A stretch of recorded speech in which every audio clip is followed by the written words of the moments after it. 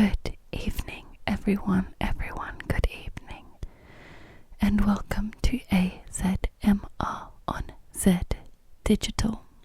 I'm going to start by acknowledging that this show was created on the stolen lands of the Jagera and Turrbal peoples. I pay respects to their elders, past and present, and acknowledge that sovereignty over this land was never ceded. Sovereignty was never ceded on any of these lands. Thanks for tuning in tonight to episode number 20.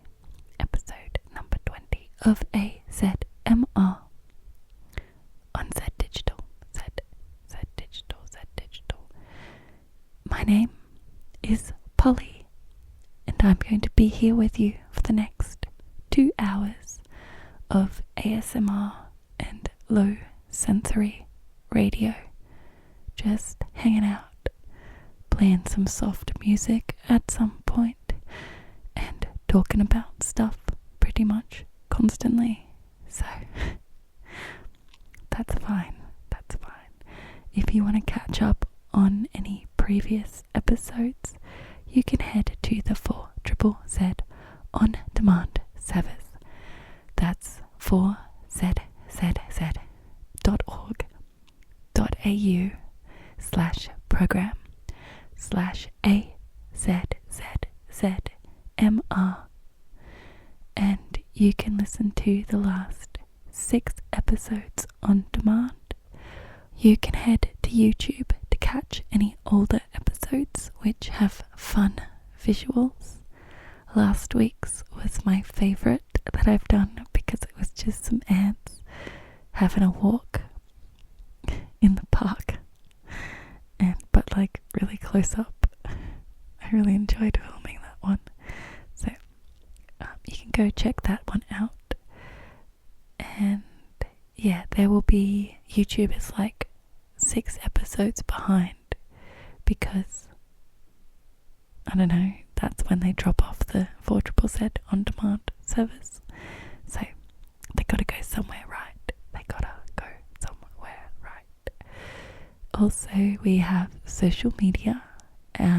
It's AzZZMR.4ZZZ on Facebook and Instagram, which, normally I post a couple of times a week, just photos of my cat, and that's where you'll find out when there's a new episode coming, or, you can see a little summary of what the episode is about before you watch it, because maybe you're like, hey, I don't really care about that thing that much, or maybe, hey, maybe a tutorial for changing a car part is just too stimulating, so you might not want to listen to that one. That's fine. I get it. So, coming up on tonight's episode number 20, I don't know if you've noticed, I'm a bit more out of breath than usual. So this one's going to be like partially soft spoken, but I'll probably drop into whispers throughout, kind of unintentionally, because I'm a little bit sick. So it's a bit out of breath. So I might actually have to record this in a couple of parts, but that's okay. Maybe you won't notice, or maybe you will. Maybe you'll be like, wow, your voice sounds better than it did earlier. Spoiler, that will be because the days changed. I don't know, maybe I'll get through it all. It's fine. But instead of just doing sounds, which I contemplated, like, can't really talk very well, maybe I should just do sounds. Well, no, I've decided to lean into the sickness And so tonight, first up, we're going to go onto like WebMD symptom checker and just pop all my symptoms in and see what it tells me that I have, which, you know, how those things work. It will probably say you have cancer, even though pretty sure I just got the flu, everyone. But cool. So we're just gonna lean into it, see what the internet says about it, which is fine. And also coming up tonight, we're gonna be cutting up a shirt, and that sounds kind of like aggressive, but no, we're cutting a shirt, a full-sized t-shirt, into like a cropped singlet, which is how I wear band t-shirts. So this is a band has given me a t-shirt, so I'm gonna cut it up into a shape that I like to wear. So we'll be doing that tonight. We're also going to be reading some articles from the Moreton Bay Courier, which is the courier mail from like 150 years ago. I can't remember. 150 something years ago. So we're going to do a bit of reading from the past. And also I thought that for like a non-talking segment that I might, because I had a really nice time doing self-care last week, because on last week's episode number 19, I dyed my hair and recorded it for AZMR purposes, but I think I would have dyed it anyway, but I dyed it slightly darker brown, so it's not that different. But thought that we'd do another part of the self-care series, and it's gonna be shaving my legs. And you might, if you've tuned in the last like 4 episodes, you'd be like, hey, we haven't finished those crystal cards that you've been doing every episode. And look, I'm just a bit tired of doing the crystal cards every episode, so we're having a little break week from the crystal cards. So it's fine, they'll be back next week. Don't even worry about it, everyone. Don't even worry about it. So that's what we've got coming up on tonight's show. Of course, there will be some gentle piano, just to close out the show and help you drift off to sleep. So hopefully you enjoy that. Or hopefully you find it very, very, very boring, and therefore puts you all the way to sleep. Cool.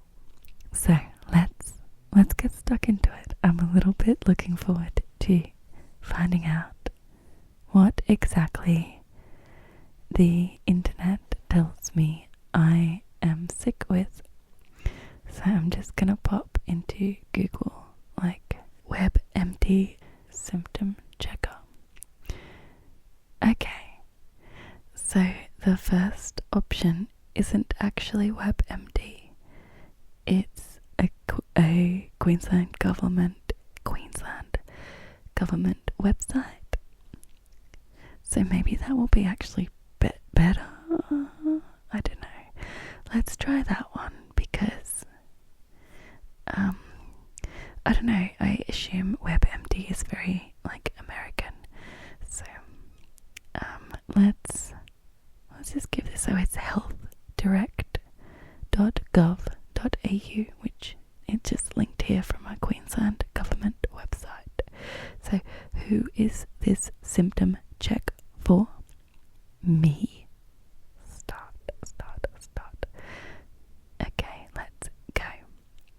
Okay, it's asking me my age and gender at birth and if I am Aboriginal or Torres Strait Islander and my current location. So I'm just putting some details in.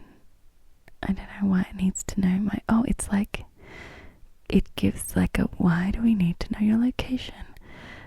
And it says that it will give suggestions at the end of like places to go. So that's helpful. Where have you been in the last 3 months? It's just Australia/Oceania because I haven't been outside of the country. And did that. Okay, so health background. I'm pretty sure I don't have any of these. Recent physical injury. I did, if you've been listening. I did have one of those recently, so I should probably put yes for that one, but most of these are no. So, first step done. Okay, what are your symptoms? So, I have a sore throat. So let's go with that first. There we go. Now I have also swollen glands. They are so big. It feels like I've got a tennis ball like in my throat. It's so big. Anyway, I also have like I'm puffed constantly. Like even when I'm not talking, I'm like just need to get all the air in. I think that's called shortness of breath. So I'll pop that one in because that's probably the most noticeable or most impacting me. Everything else I can just deal with, but that one I'm like, boo. Why it to be like this? So what else? Muscle aching, muscle, but everything hurts. And what else? A headache. Let's put that in there. And I guess I'm sneezing. Not very much, but put that in there. How do I put when I cough? I have a pain in my chest. Look, I'm just gonna put cough because we've got a lot of symptoms so far. So maybe that's enough. I've got sore throat, swollen glands, shortness of breath, muscle pain, headache, sneezing, and cough. Also, there's like a bit of chest pain, and sometimes when I cough I can taste blood, but it doesn't cough up blood. It doesn't come up, so it's probably fine. What else? It should be it. I probably have a fever. The problem with me and fevers is I don't usually know that I have a fever while I have the fever. Like quite often I'll have nightmares and then I'll be like, I must have a fever. But usually I don't know until after the fever that I had a fever, because I'll be like, I can think so much more clearly now. And I'm like, I must have had a fever.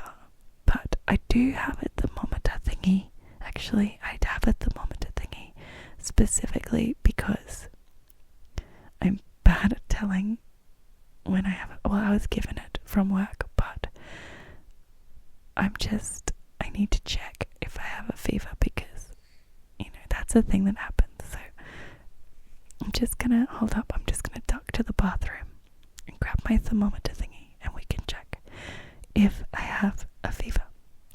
Be right back.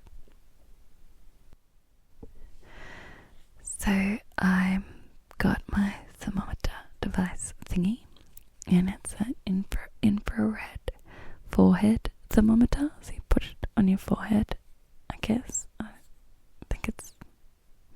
and then you press the button, and it's like, yo.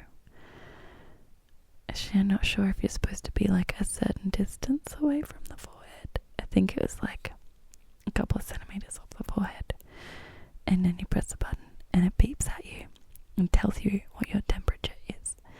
So I'm going to do that now.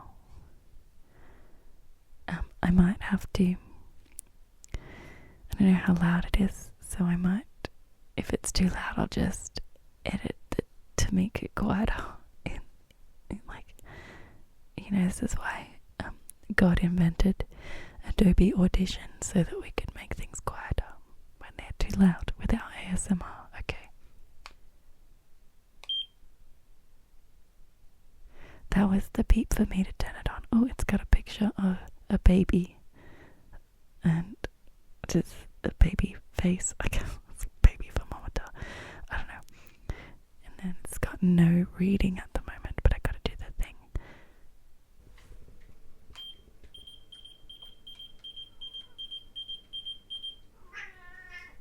Sorry, Coco. I woke Coco up.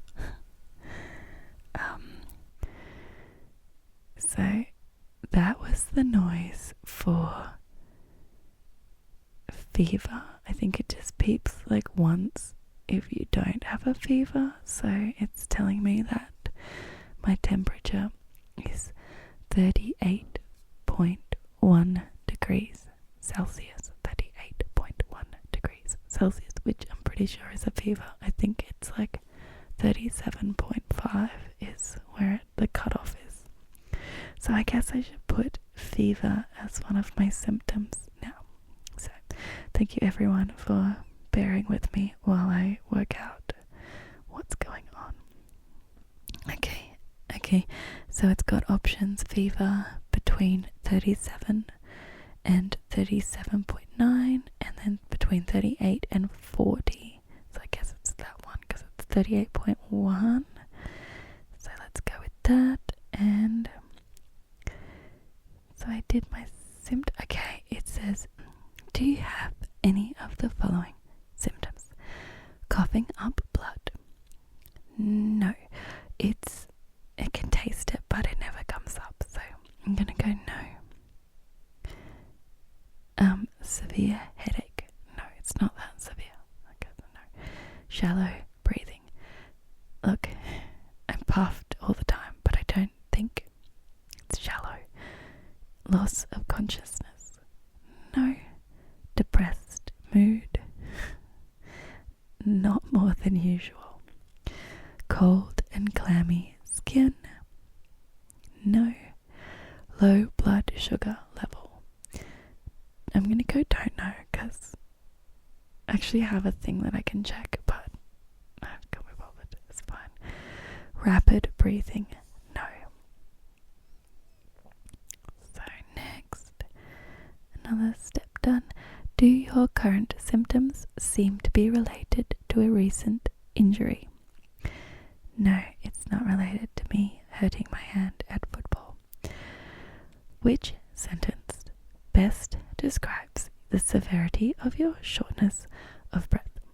It's a nightmare. Sorry, everyone. Trouble breathing while not doing anything, or to the point where it is difficult to speak. Shortness of breath during basic activities like getting dressed. Stopping for breath after a few minutes of walking. Occasional shortness of breath that is not too bothersome, and it appears only when climbing stairs or walking up a hill, or none of the above.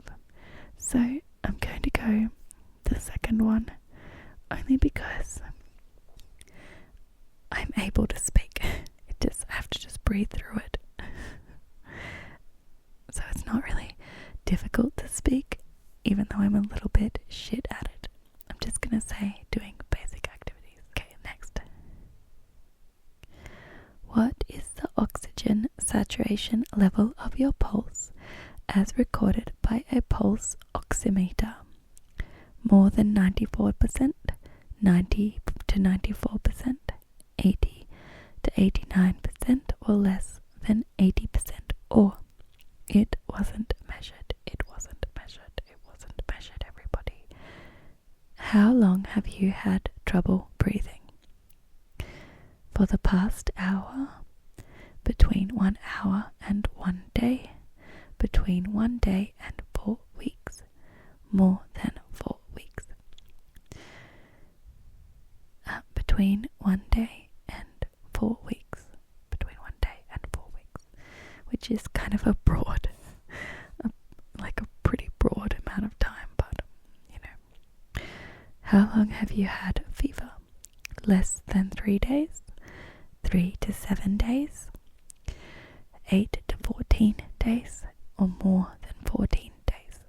Let's go less than 3 days, less than 3 days.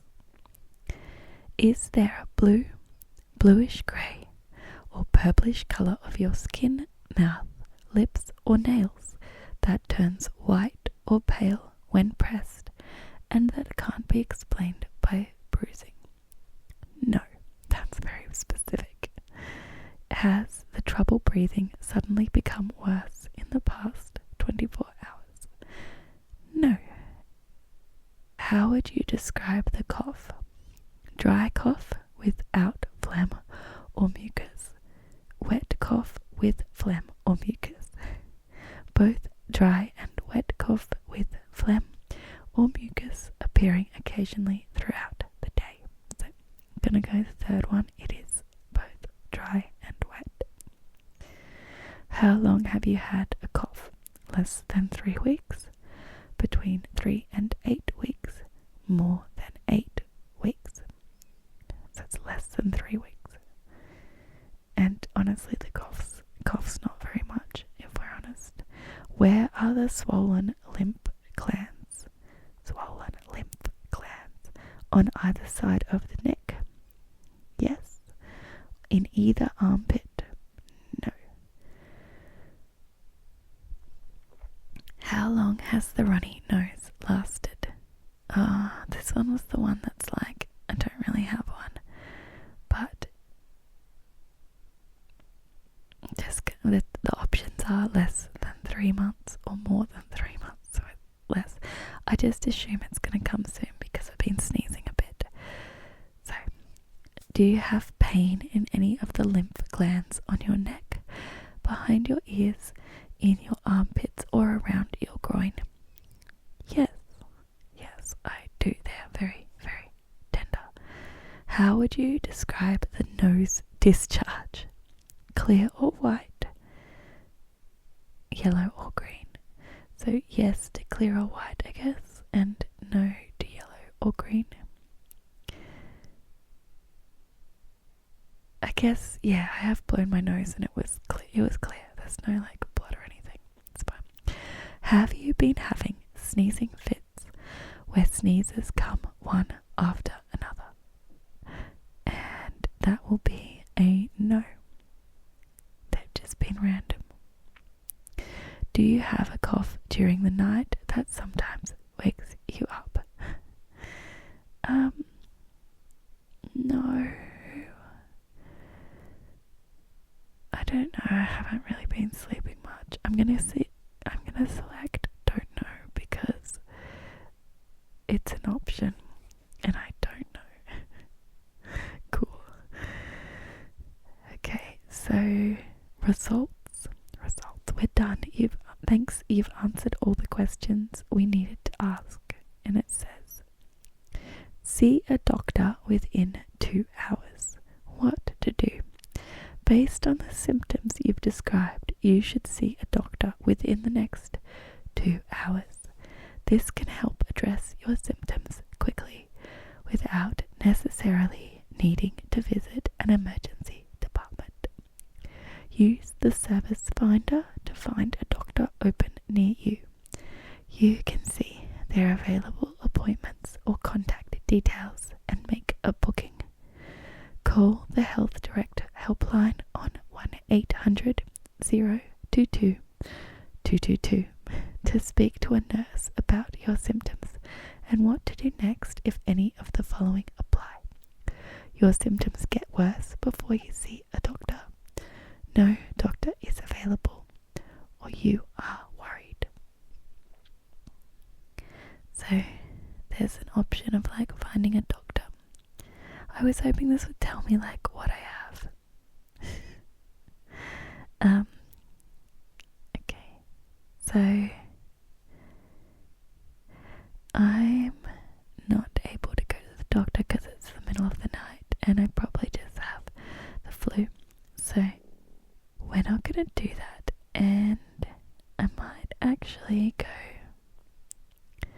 to the actual WebMD one because I was hoping for something to tell me what I have and for it to be like, haha, so silly, so dramatic. So bear with me, everyone. We're gonna go do this again with the WebMD one. Okay, so once my age and gender. So this one, what are your symptoms? I guess headache, and it wants to know if it's pounding headache, dull headache, migraine, severe headache in back of head, headache in front of head, headache behind ears, headache on temples, one-sided headache, tension headache, repeated headaches, sudden severe headache, headache in the morning, or just headache. I'm gonna go pounding. Let's go pounding headache. Cool. So what else? Sore throat. So sorry everyone, I'm just going through this again with a different website. What else we have? Swollen glands. And I guess the cough. Sore throat, cough. Sneezing. Shortness of breath. Muscle pain. That's not how you spell that. Sorry everyone. Okay. And fever. Okay, fever. It's in Fahrenheit. Okay, we're gonna have to go to Google, everyone. What is 38.1 degrees Celsius in Fahrenheit? So 38.1 is 100.58, so it's more than 100.5. There we go. So, okay, so cool, continue. Which symptom is bothering you the most? It's either my just aching body or my breathing kerfuffle. I'm gonna go muscle pain because I feel like I would be able to deal with the breathing if it weren't for all of my aching body. Okay, so it's giving me results. This is exactly what I wanted. It's giving me result. So there are two things that are strong match, and then there's like quite a bunch of things that are moderate match. So number one is bacterial pneumonia. And I think that's probably because I said that the muscle pain was bothering me the most. But I don't think I have this because last time I had pneumonia, I was sick, like very, very sick. And the muscle pain was so bad, I literally could not get out of bed for days and days and days. Like I couldn't even go to the doctor. It was so bad. So I think that it's not bad enough to be pneumonia. So I'm gonna say that it's not that. But the other strong match is influenza, which 100% is what I think it is. So I did do a COVID test because last time I was like breathing poorly. It was when I had COVID like 3 years ago, and I was actually not able to catch my breath for like 3 or 4 months. It was terribly, terribly rude. But yeah, I did a COVID test because I was like, oh, it better not be this. And it said it wasn't, which I know that there are like a lot more strains now. So the rapid antigen tests aren't as accurate, but I'm optimistic it's just the flu. So, symptoms: fever, sore throat, runny nose, headache, muscle aches, cough, and tiredness. Yes, I have these things. Overview: the flu is a respiratory tract infection caused by the influenza virus.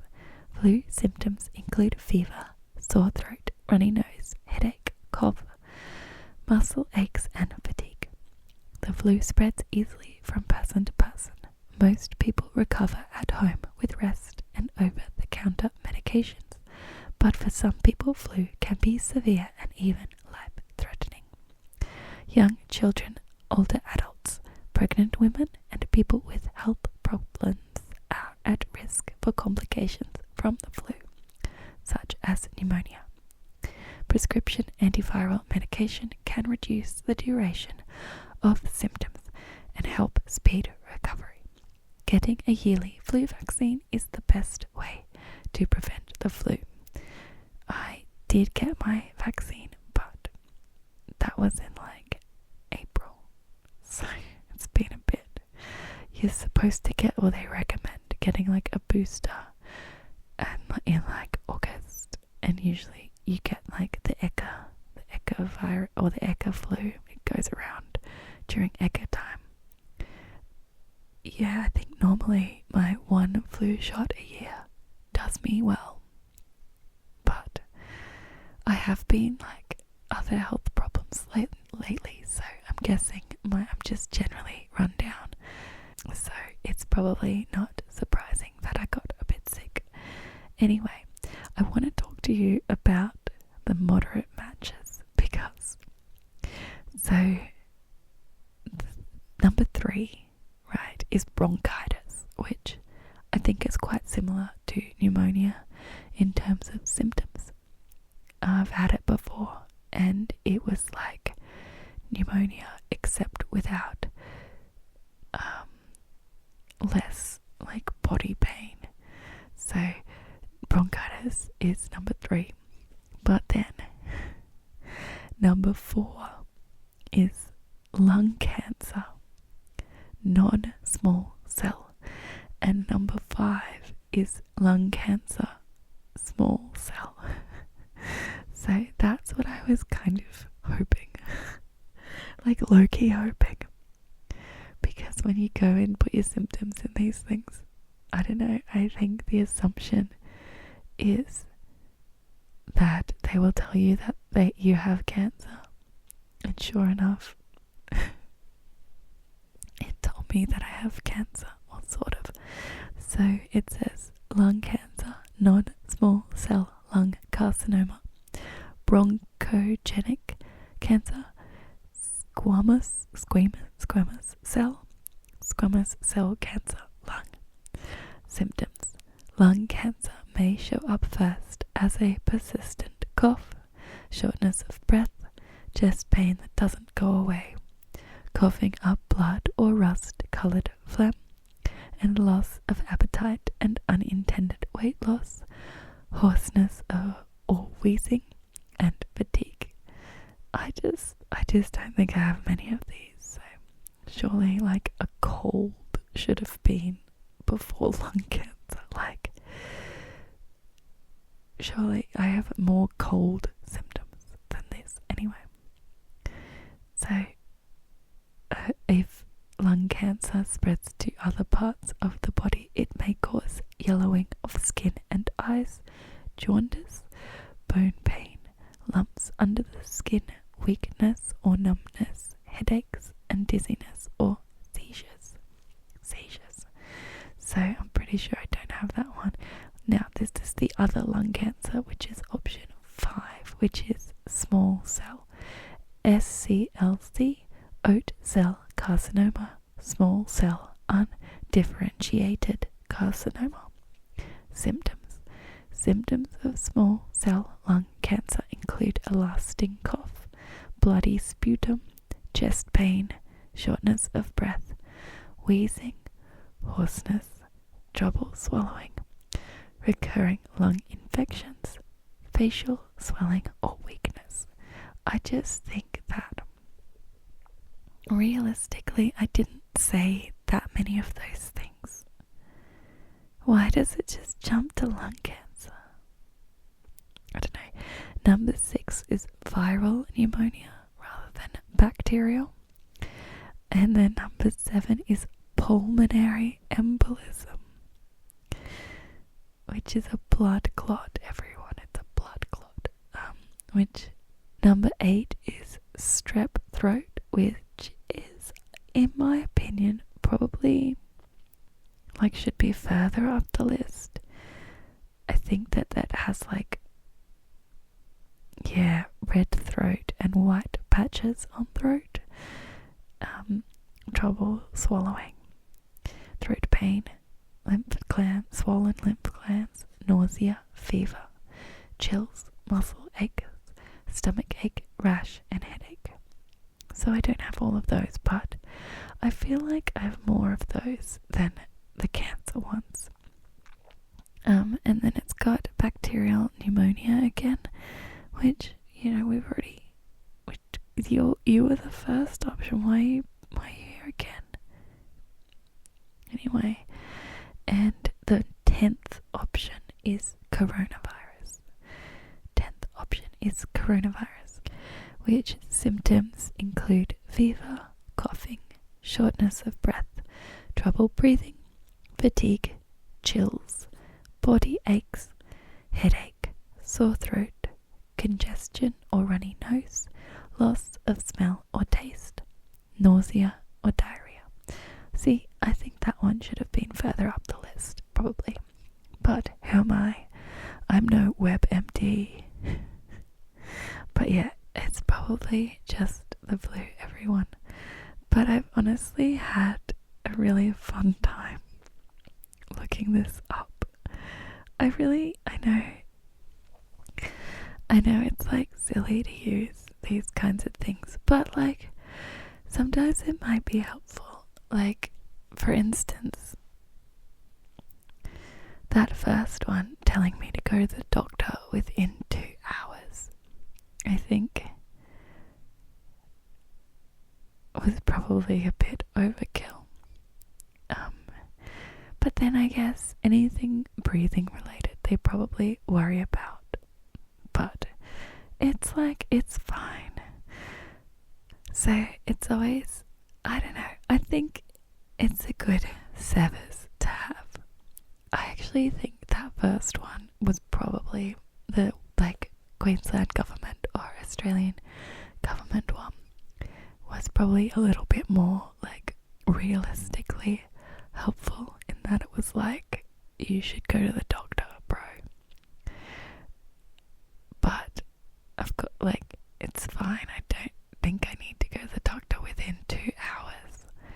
But I guess it tells you theoretically whether or not you need to go to the doctor, or if it's a band-aid will fix that, so you should be fine with just a band-aid or some Panadol. I don't know, I almost feel like doing a dud one and seeing what it tells me, but I'm not gonna.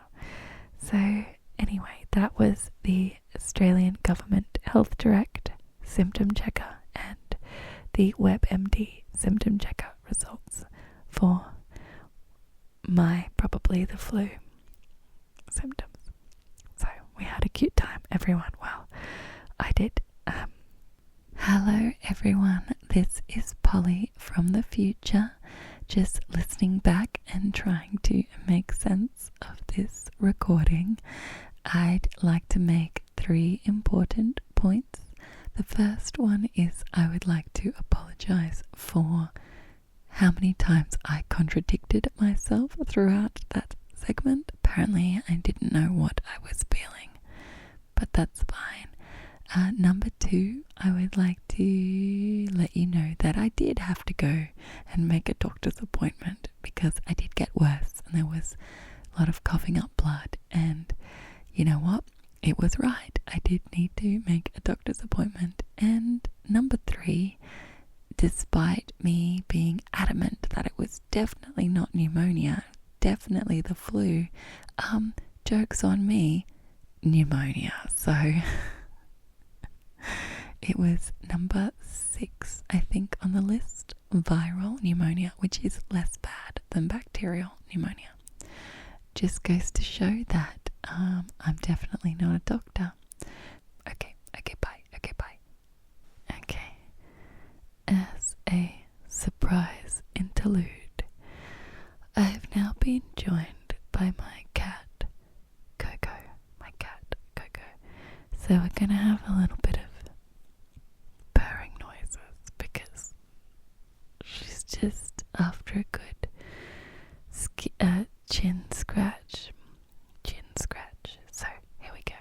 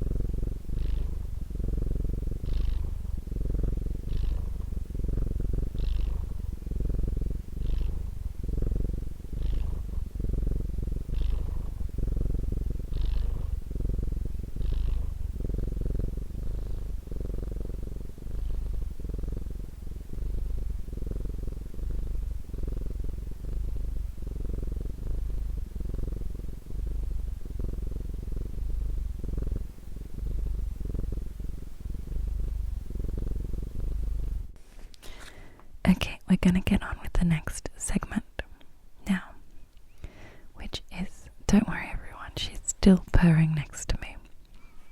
Just gonna give her occasional pats to keep her happy. So the next segment tonight we'll be cutting up a band shirt, and this shirt is from a band called Ether, spelled AETHER, and they came into the radio a couple of weeks ago, and they gave us shirts for their band because that's very nice. It's very nice. You don't have to if you come. Sometimes bands do that. They come and they give us music or shirts when we interview them, which is very nice, but also not expected. So when it does happen, it's very, very nice of them. So it's got on the front, it's got a print, a big print, which says Ether, and then the band members in illustration form, but there are zombies, so they're like missing limbs or like half their body, or drumsticks sticking out of the skull. One of the guitars is like all the way through the rib cage. Anyway, it's very cute. So it's like they're zombie versions of themselves, which is quite fun. It's a white t-shirt, and it's a 2XL size. Hold up. 2XL size. I think they brought like just a mix of sizes, and as the person who doesn't care what size I get, I just ended up with the big one. But that's okay. I don't care because I always just cut them. I cut the sleeves off and I cut the bottom off, and usually the only thing is that it's affected is, I guess, the width is a bit affected, and the size of the armhole is affected by size, but honestly it doesn't really matter to me, so that's fine. I ended up with the big one. It's fine. So what I'm gonna do is I'm gonna cut off both the sleeves. I'm actually, like, if this were like a medium, which is what I normally buy, I would cut just around the sleeves, but because it's quite large, I'm gonna cut a little bit further in, maybe like an inch further in, just so it doesn't, hang off my shoulders too much. So we're gonna start off cutting off the sleeves with my scissors. I've got my dressmaking scissors.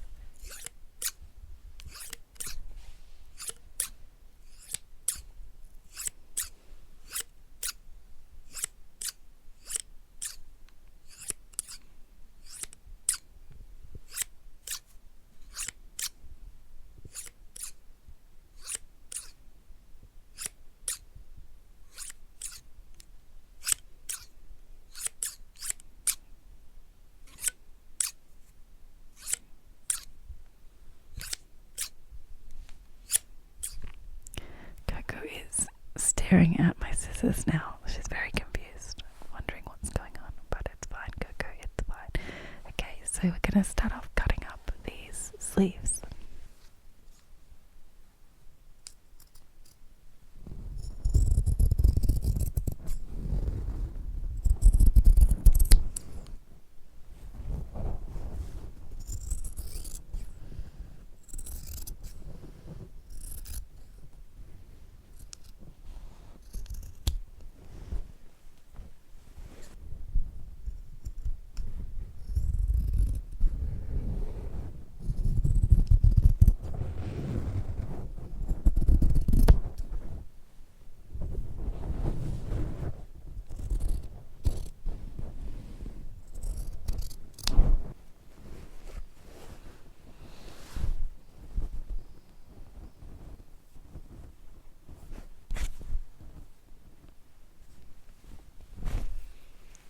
Okay, these are definitely not even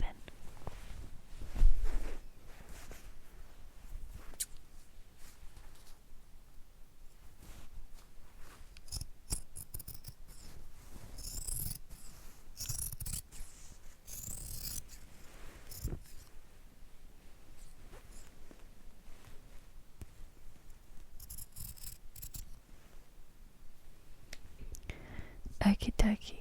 So I kind of had to fix it up a little bit on one of them because it didn't take very much off. And then I was like, oh, that's right. I was going for like an inch, but I only did like a centimeter. So I had to do another little sliver. So normally where I would cut, I kind of just eyeball it. But this one, the design is quite large, so I'm actually going to cut through some of the design, which I don't often do, but sometimes I feel like it improves it a little bit. Like, for instance, with this shirt, the design is very like, you know, zombies, kind of everything's falling apart. Well, by everything I mean the people on the picture, and like shirts that lend themselves to like a bit of more of a DIY vibe. So I actually feel like it might kind of really lean into the design to have, you know, the bottom like quarter cut off. I don't always, sometimes I will just cut it curved. Actually, I usually cut it at a curve anyway, so that it's like higher under the armpits than it is at the stomach, if that makes sense. Usually because then it actually, with the way bodies work, it usually kind of straightens out on your body. I don't know.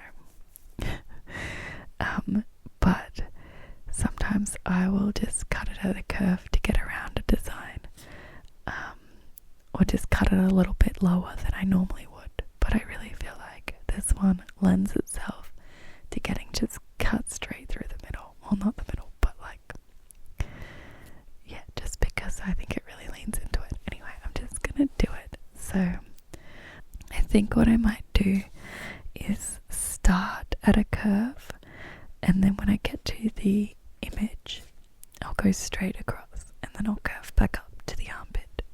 I don't know how that'll go. I'll have to try it on to check, but I'm sure it will be fine. So let's do it, everyone. Let's do it.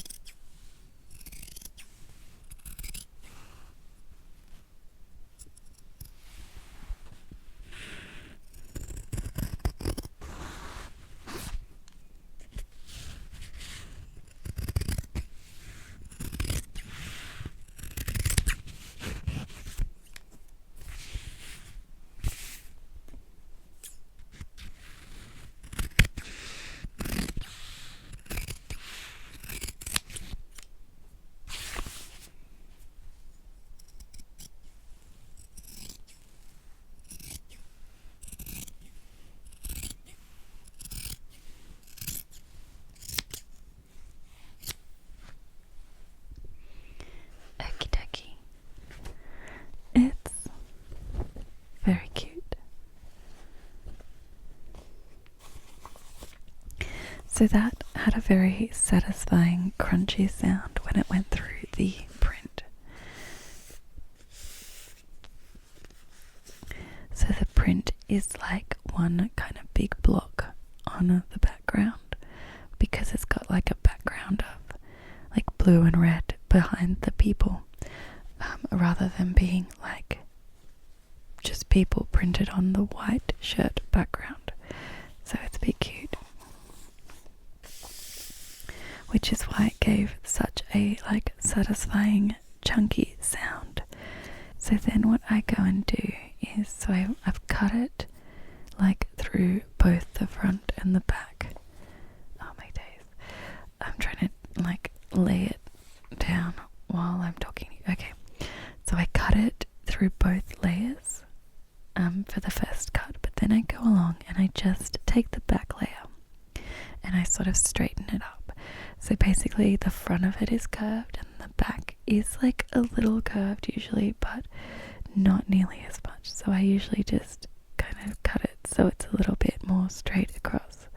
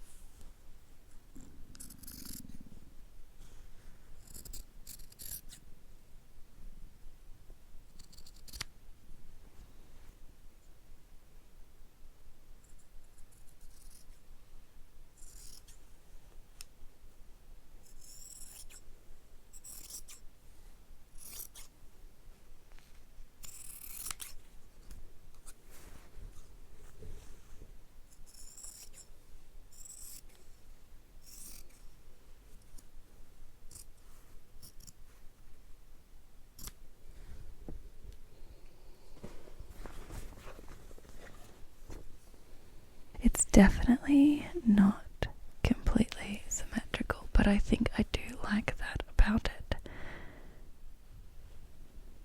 And there's definitely parts that are a bit jaggedy, so I'll just fix the jaggedy bits up.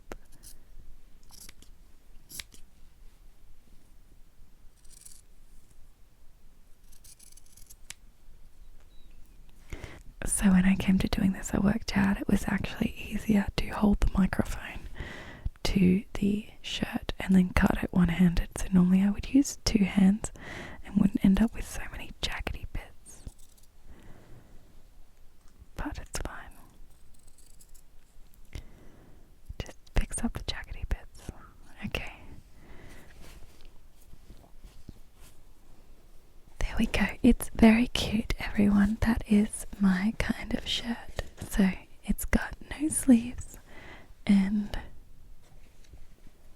a very good crop. So I cropped it just kind of, probably the last quarter of the bottom.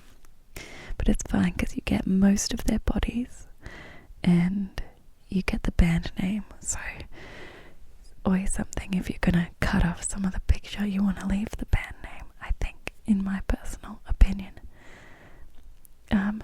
I always end up with like a lot of shirt offcuts.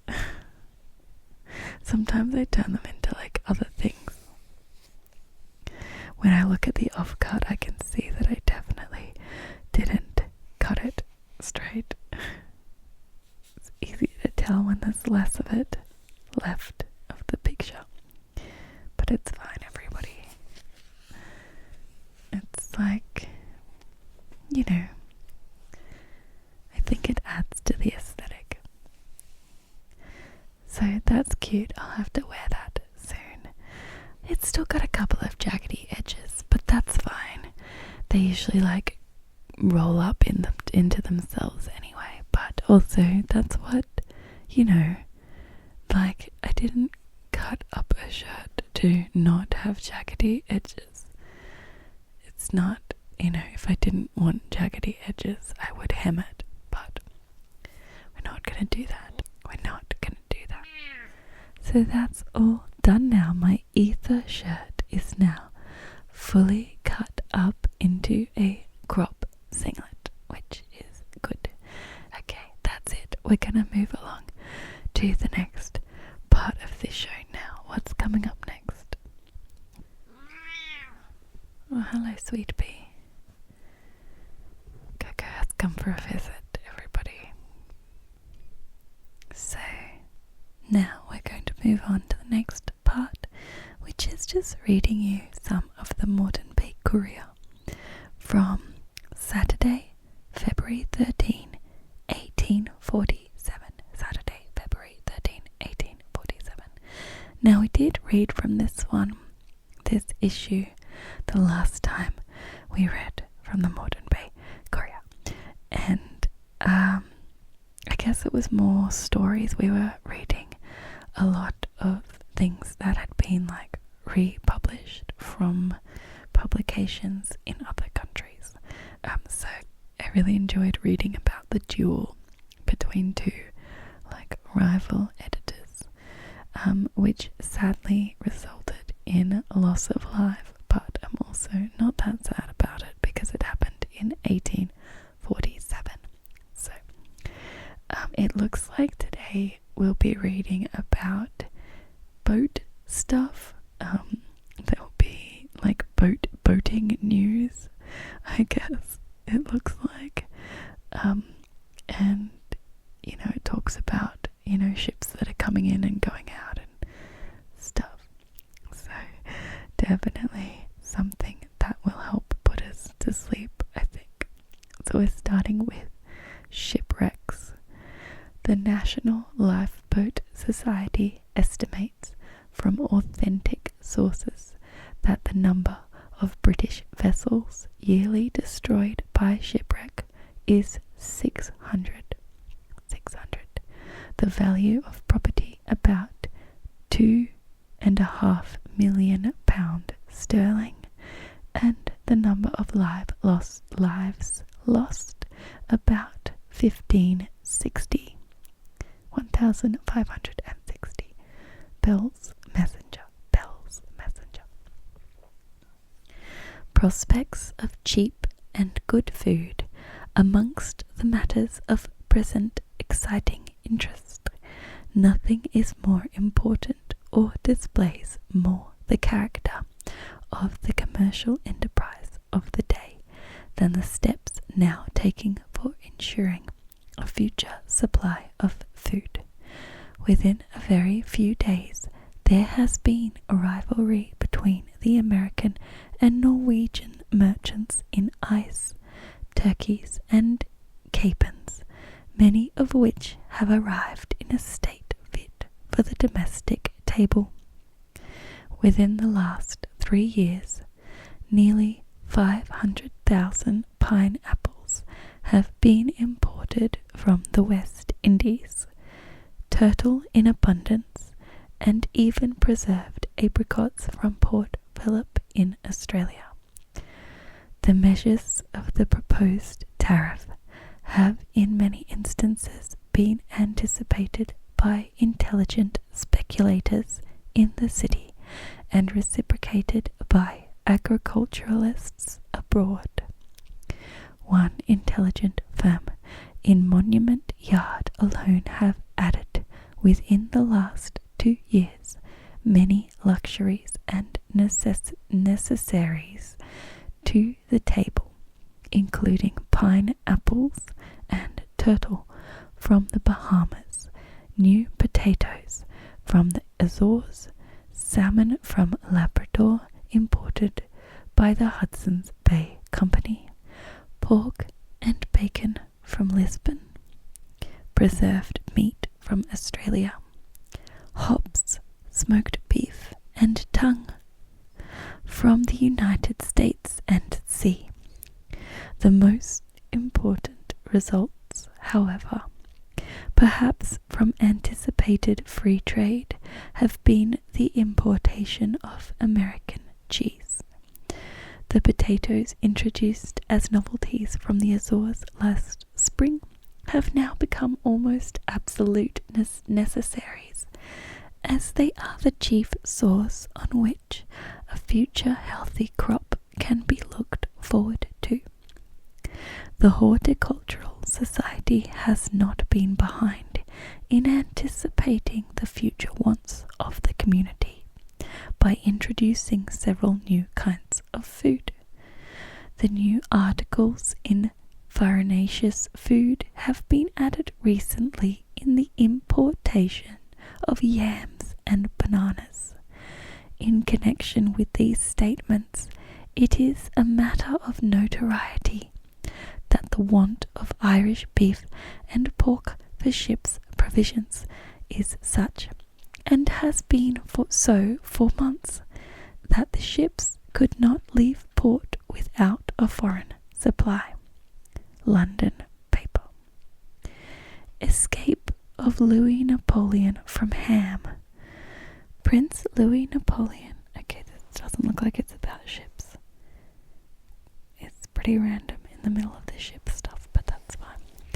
Okay, escape of Louis Napoleon from Ham. Prince Louis Napoleon has escaped from his prison at Ham. The National gives the following account of the escape. The prisoners and the commandant of the fortress had for some time represented the necessity of some repairs in that part which was occupied by Prince Louis.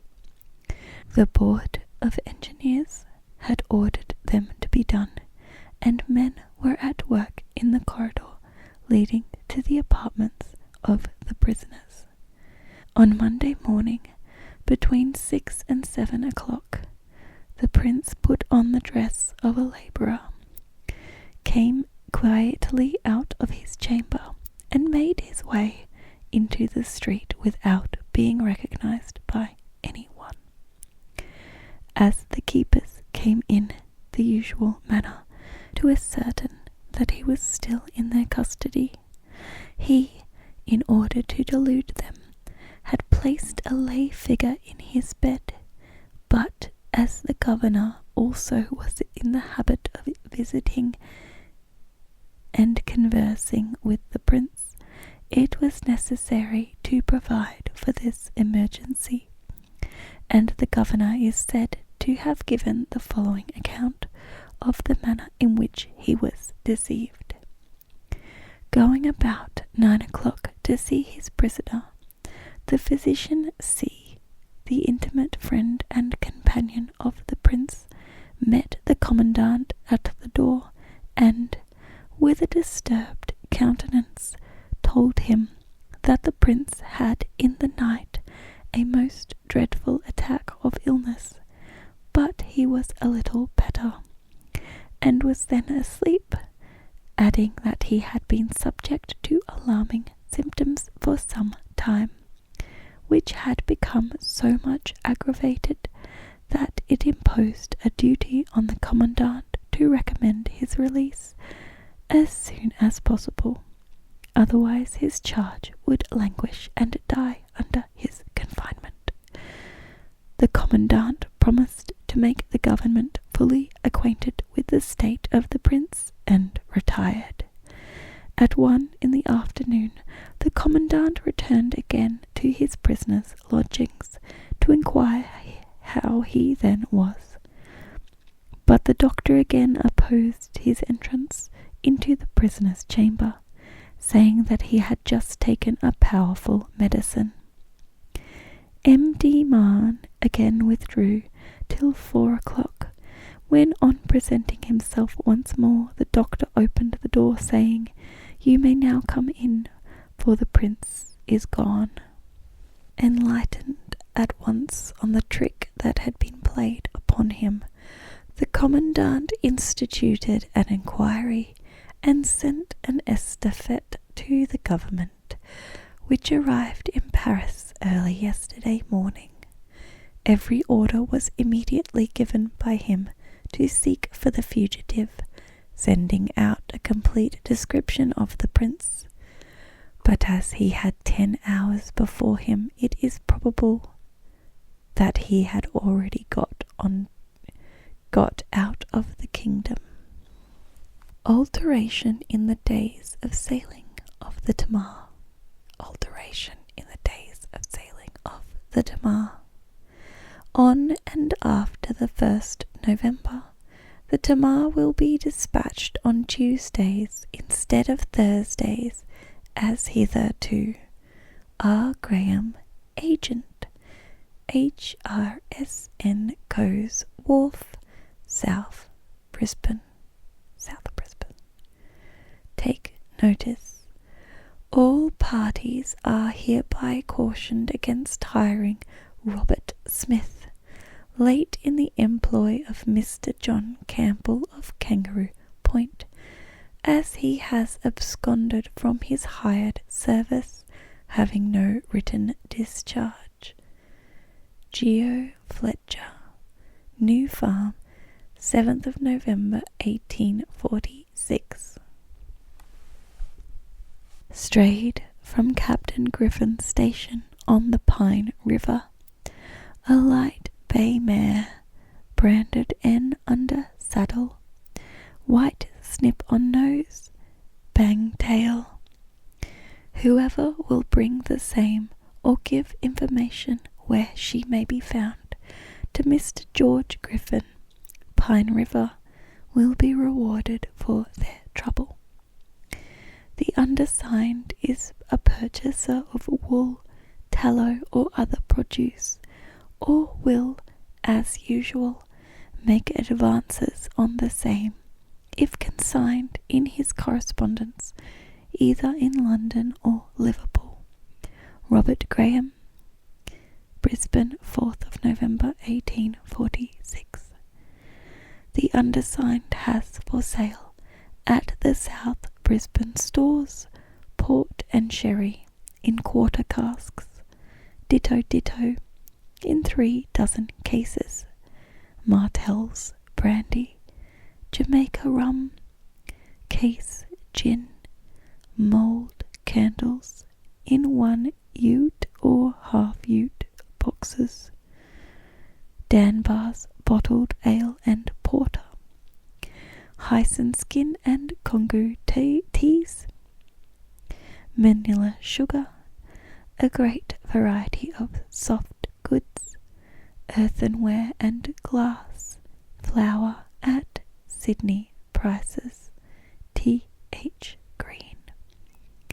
On sale, Martell's brandy, Jamaica rum, gin in 4-gallon cases, port wine in 3 dozen cases, sherry in 3 dozen cases, ditto in draft, champagne in 1 dozen cases, Bias ale and Luter's porter in 3 dozen cases, ale and porter in HHDS and barrels, J. Harris, South Brisbane.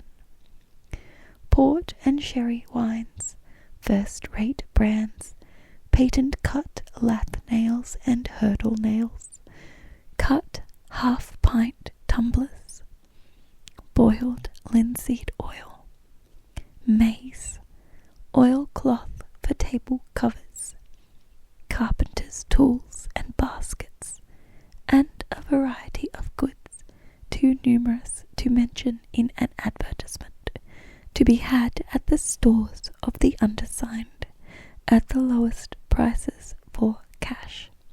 NB. The ferry paid if 10 shillings or upwards is laid out. R. Davidson, Kangaroo Point. Wool store. E. Orr will store wool in the capacious premises adjoining his store this season at the usual rate of 1 shilling per bale, cartage included. He will also store goods from Sydney at 1 shilling and 6pence per week. South Brisbane, November 14, 1846. To be raffled at the Victoria Hotel on Monday the 23rd of November at 8 o'clock in the evening, a splendid model of a full-rigged ship, beautifully executed, 29 members at 7 shillings each, the winner and putter-up to spend £1 each. Robert Holland, North Brisbane, October 30, 1846.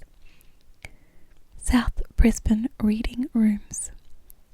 The subscribers to the above are informed that their temporary rooms will be open on Wednesday the 4th of November. The following newspapers have been procured: Moreton Bay, Sydney, Melbourne, Geelong, Launceston, Hobart Town, Adelaide and New Zealand. Others will be added when a sufficient number of subscribers have been procured. Subscription 2 guineas per annum, 1/2 in advance. To the wool growers in the Moreton Bay district, the undersigned begs to inform his friends and the wool growers generally that he is prepared this season to assort and repack wool suitable for the London and Liverpool markets.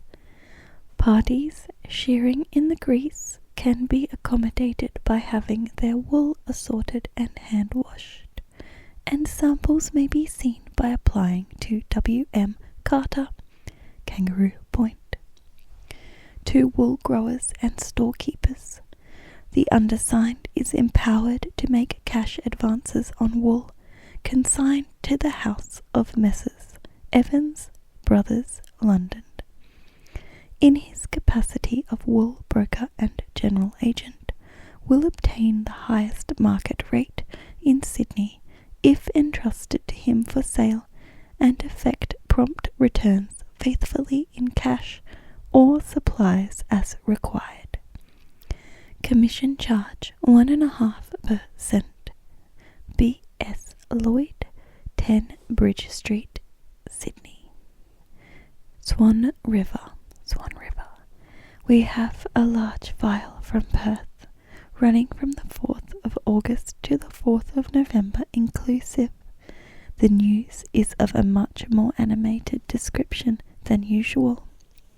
The swan has awakened from its lethargy. Oh, darling. The swan has awakened from its lethargy and is coming forth as a mining, a coal country, a fruit and wine country, as a manufacturing, shipbuilding and exporting country, and above all, which we least expected, as one full of enterprise and energy. The ports of Western Australia are declared free to all nations, and pilots are provided gratuitously by the local government. Recent searches have brought to light iron of quality rarely to be equalled. Clay has been met with which is pronounced by a competent judge to be the true Staffordshire pottery clay. The announcement of Dr. Leichhardt's attempt to reach the Swan overland was received with great pleasure, and a very warm reception is promised him. The tea tree, or melaleuca, is beginning to be much valued for boats, being as indestructible as the jarrah, and more light and pliable. The banksia is found excellent for farming implements. Whaling goes on successfully. Many humpbacks have been taken early in the season, and fish of the right sort plentiful. On the 14th of August, a most unusual event happened, which has poured wealth into the extent of some thousands into the colony. A shoal of nearly 200 sperm whales appeared in Geography Bay, of which during that day, the night, and part of the next day, 19 were killed and saved by the 2 whaling parties there stationed. Within the following week, 6 more were secured, and want of hands alone prevented the prize being larger.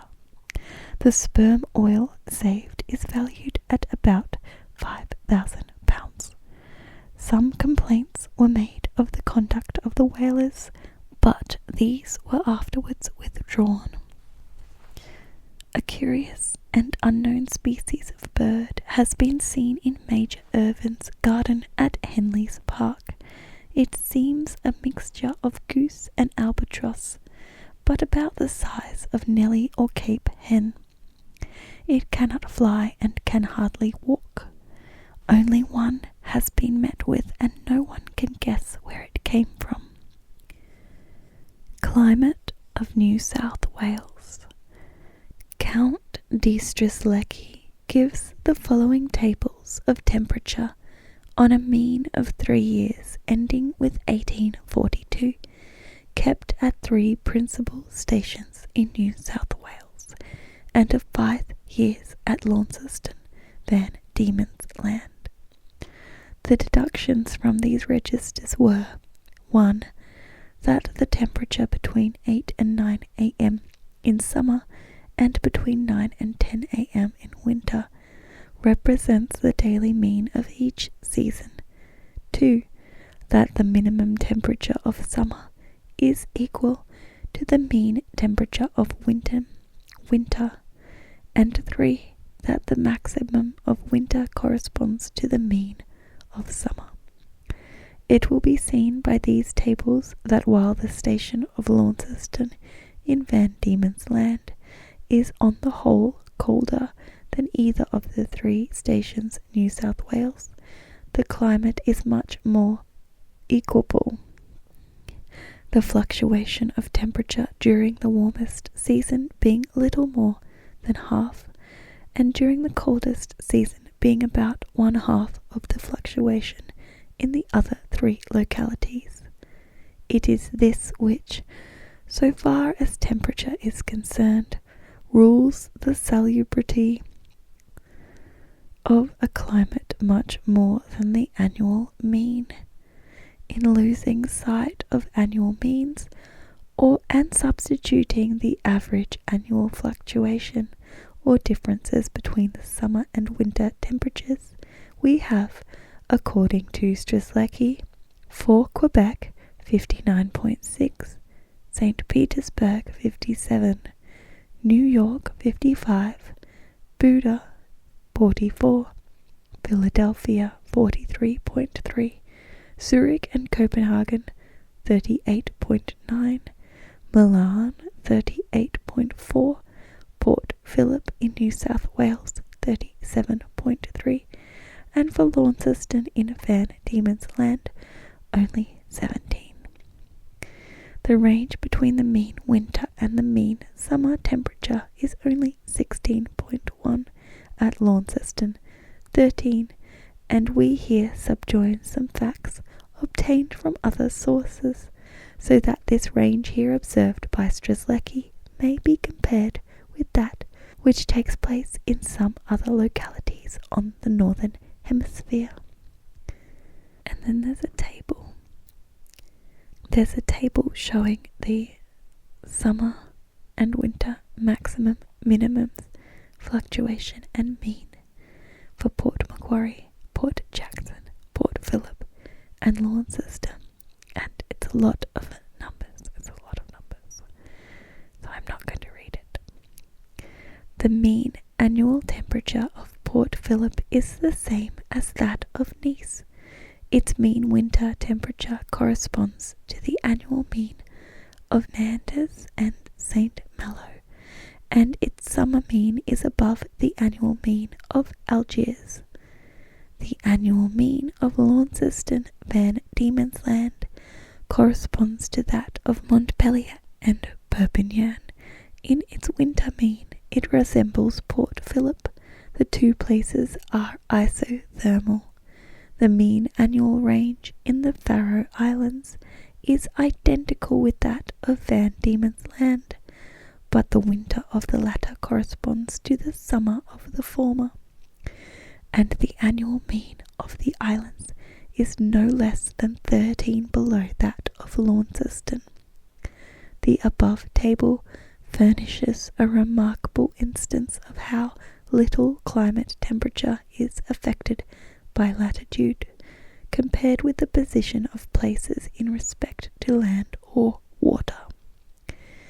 Yakutsk, the capital of eastern Siberia, is on the same parallel of latitude as the Faroe Islands, while its mean annual temperature is 32 degrees below that of the islands. The mean temperature of two of its winter months was observed to be 39 degrees below zero, and the annual range is no less than 102. This difference must chiefly be ascribed to the fact that Yakutsk is placed in the middle of a vast continent. It has a short and warm summer. As it will be seen by the table, Yakutsk is isothermal with England. And there's another table. There's one for Port Phillip, Launceston, England, Faroe Islands, and Yakutsk. And their various temperatures. It's a lot of numbers. I'm not going to read that one either. Ophthalmia. We learn by a recent report to the Egyptian government on the endemic diseases of the country by Dr. Perron, the French physician at the head of the military hospital at Cairo, that out of every 20 inhabitants, 5 only are unaffected by ophthalmia. Of the remaining 15, 1 becomes totally blind, 4 loses one eye, and 10 have the disease in a chronic or acute state. The frequency of this complaint, according to Dr. Perron, arises less from the nature of the country and climate than from want of all precaution among the people to protect their eyes against the glare of the sun and the sand of the desert, and from their complete ignorance of even the simplest remedies and means of prevention. Paris paper. The Moreton Bay Courier is published every Saturday morning. The terms of subscription are 10 shillings per quarter, payable in advance. The quarters ending 30th of September, 31st of December, 31st of March and 30th of June in each year, respectively. Each advertisement will be charged at the rate of 3 shillings an inch and 1 shilling for every additional inch, each insertion. The number of insertions must be specified on each advertisement, or they will be continued until countermanded by a written notice. Printed and published by the proprietor, Arthur Sidney Lyon, at the General Printing Office, Albert Street, North Brisbane, in the colony of New South Wales. Orders and communications in all cases prepaid to be addressed to the proprietor. Well, this was back when Brisbane was in New South Wales, I guess. Interesting. Okay, there's just one more thing that I want to read to you tonight from the Moreton Bay Courier. And it's a poster, like a wanted poster that I guess must have been included in the paper. And I just want to read for you. It's going into the future a little bit, but anyway. VR, Colonial Secretary's Office, Melbourne, 18th of December, 1864. £400 reward. It's in big letters, £400 reward. Whereas 2 persons of the names of Lawler and Black, late of Ballarat, did on or about the 13th day of November last, at that place, use certain treasonable and seditious language, and incite men to take up arms with a view to make war against our sovereign lady the Queen. Notice is hereby given that a reward of £200 will be paid to any person or persons giving such information as may lead to the apprehension of either of the above named parties. Descriptions: Lawler, height 5 foot 11 inches, age 35, hair dark brown, whiskers dark brown and shaved under the chin, no moustache, long face, rather good looking, and is a well-made man. Black, height over 6 feet, straight figure, slight build, bright red hair worn in general rather long and brushed backwards, red and large whiskers meeting under the chin, blue eyes, large thin nose, ruddy complexion and rather small mouth. By His Excellency's command, William C. Haynes. By authority, John Ferris, Government Proctor, Melbourne. So I just thought the descriptions were a bit funny. Like, clearly they thought one of the men was handsome and one of them wasn't. Anyway, so that's all of the Moreton Bay Courier I'm going to read this evening. Thanks for tuning in to AZMR tonight, everybody. Sorry that my voice is a bit here or there. It's a bit here or there. I keep dropping into whispers. But it's fine. It's fine. Everything is fine. Okay, so I'm in my bathroom now. It might be a bit echoey. No, that was just me.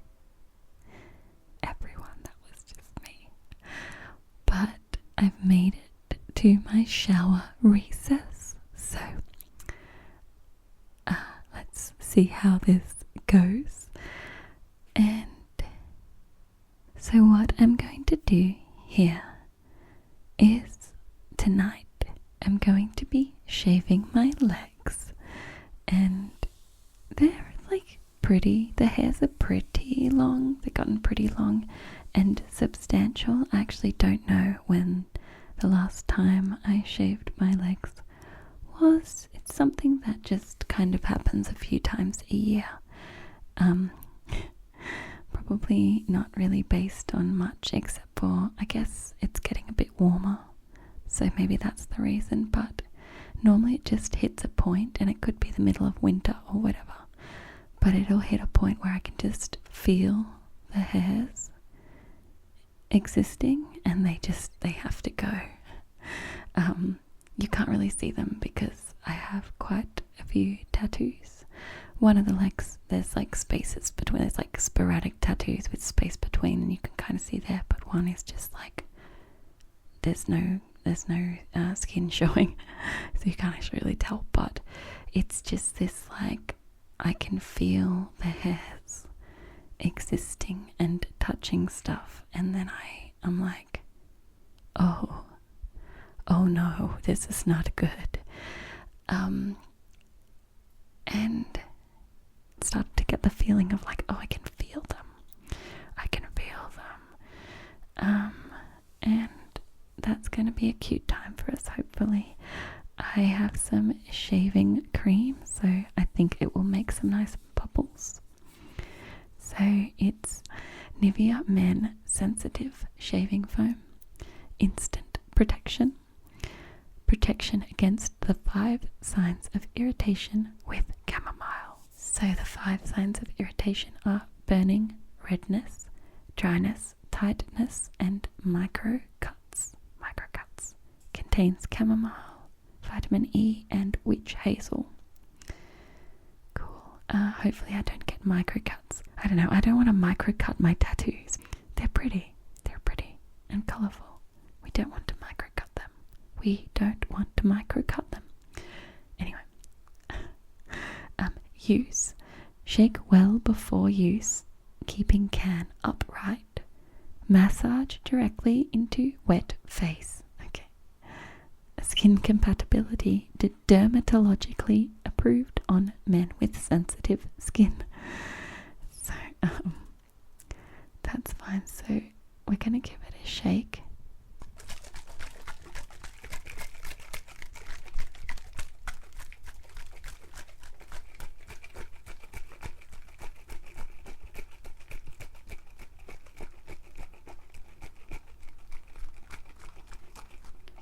Probably plenty, but it's fun. That's plenty. And I have to wet my legs, so I've got a cloth here and some warm water.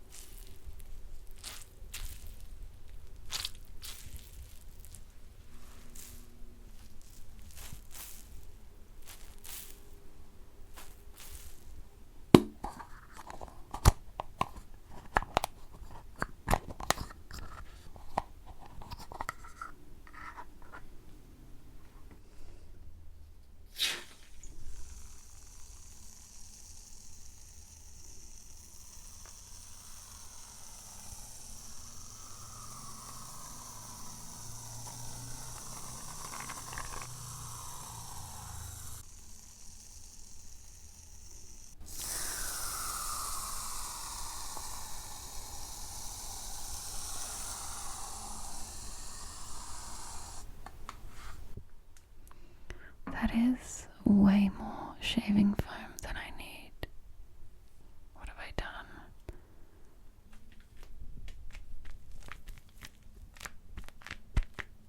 Oh, the shaving foam has gotten way out of hand. I think I might have to foam up the other leg.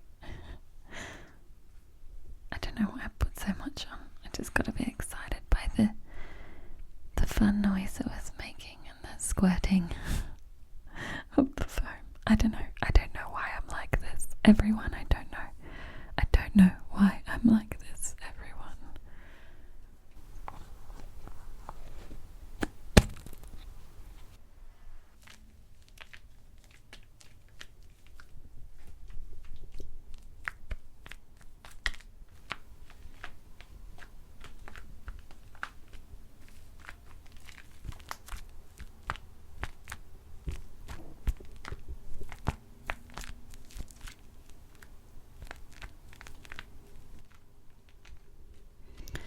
worked out the most audible way of massaging is to dab, but I've given myself lots of like foam peaks, like when you're making a meringue or a pavlova, and they like whip it until you see peaks. I've got peaks, everyone. Peaks all over my leg. Time to do some actual shaving.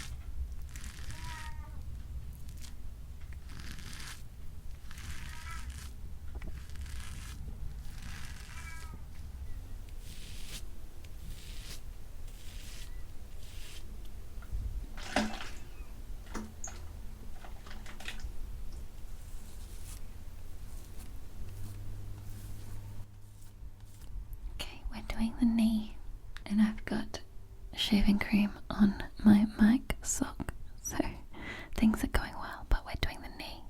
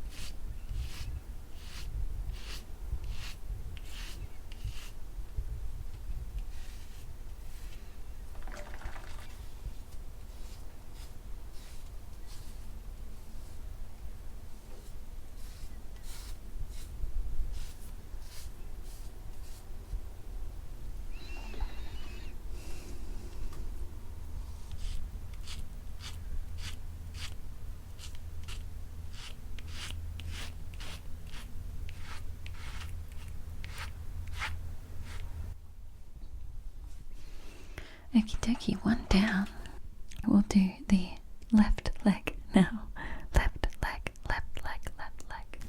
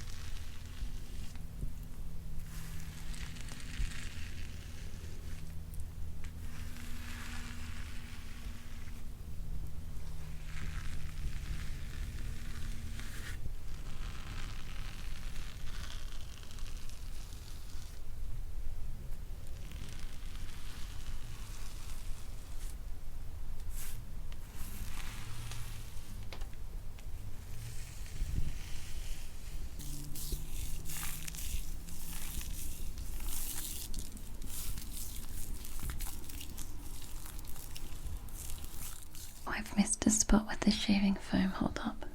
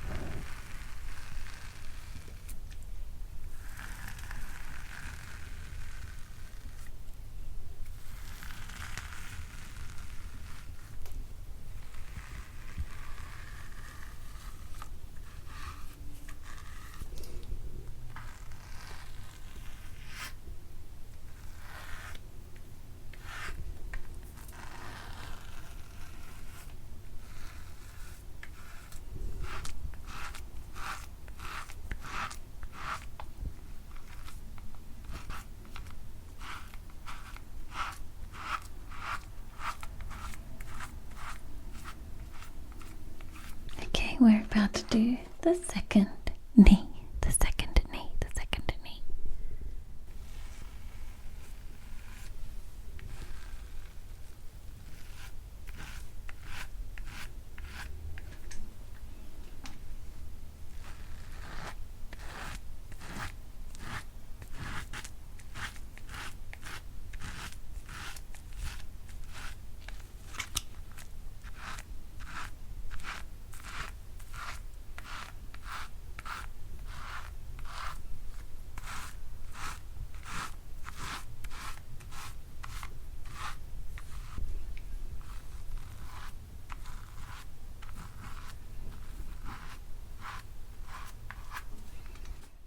So quite often I won't actually do my knees.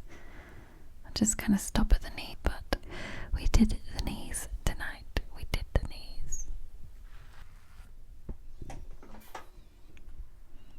I have gotten shaving foam like everywhere, just everywhere.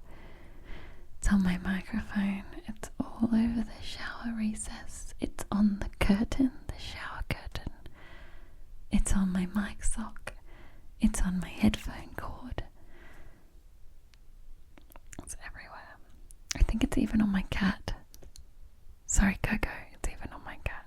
So I'm gonna clean up, but I have successfully shaved my legs. I don't know if I missed spots. I hope not, but also actually don't really mind if I did, because usually it's not, you know, a couple of hairs that give me hair sensations. Give me hair sensations. It's like, you know, the cumulative total of the hairs being hairs and touching stuff. I don't know what it is, everyone. Just don't like the feeling.